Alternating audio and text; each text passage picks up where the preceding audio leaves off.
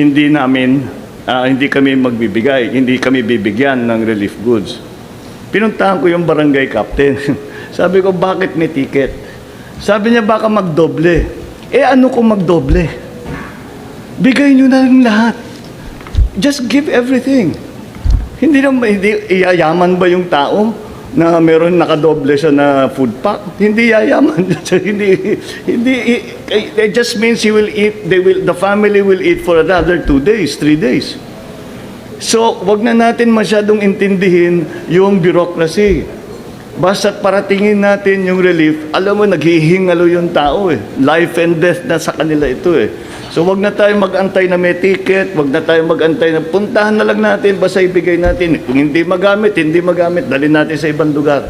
But we have to make our SOPs more efficient.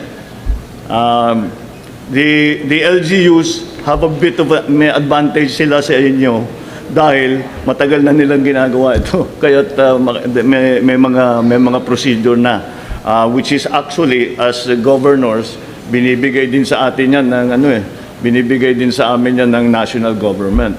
So let's just follow those procedures. Bilisan na lang natin. The point of all these relief goods is to get as much relief goods as to rescue immediately, as much relief goods as wag na nating intindihin. There is no such thing as sobra na relief goods. No such thing.